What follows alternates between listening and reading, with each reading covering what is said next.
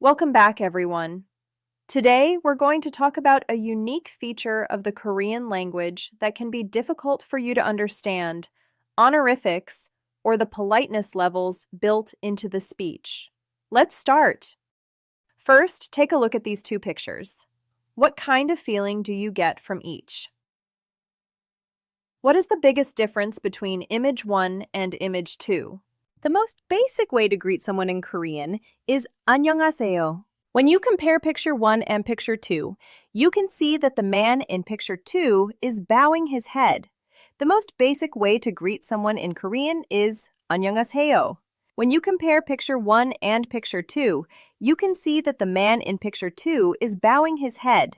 So, what do they say when greeting? In picture 1, they would just say 안녕. In picture 2, they would use either 안녕, 안녕하세요. What is the difference between 안녕 and 안녕하세요? The difference lies entirely in the level of formality and politeness, which is crucial in Korean culture. Okay, let's show another pictures.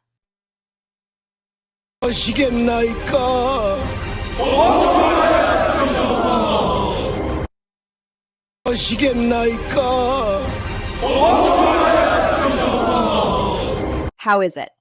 What does mean?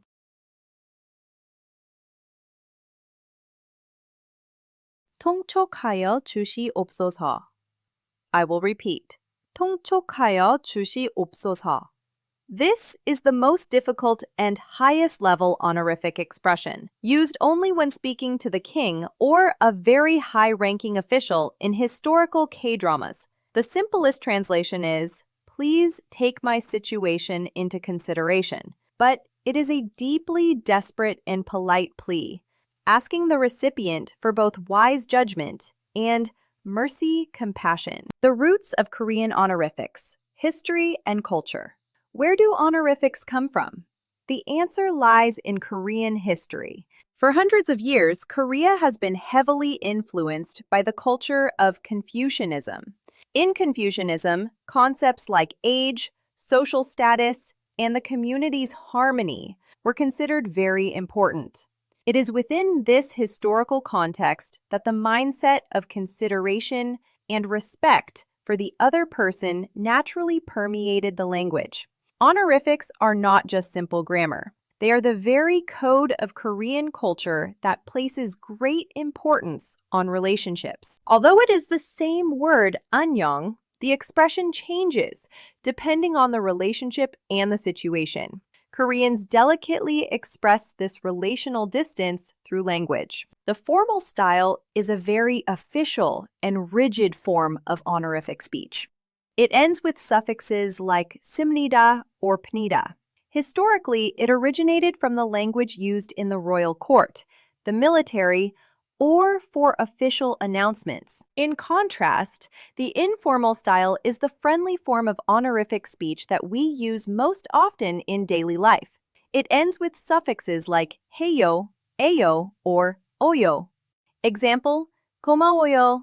It's perfect for situations where you need to be polite but still want to be friendly, like when ordering at a cafe or talking with colleagues. You will hear this style most frequently in K-dramas. Here at Korean in Life, you will start by learning this informal style of honorifics first. How is that? Now that you know the history, honorifics aren't just a complicated thing. They are a rule with a reason that contains Korean culture, right? The best news is, because you are foreigners, Koreans will never mind if you make a few mistakes with honorifics. Rather, they place much greater importance on your effort to show respect to the other person. Honorifics are a magical tool that allows you to understand Korean culture more deeply and build closer relationships with Koreans.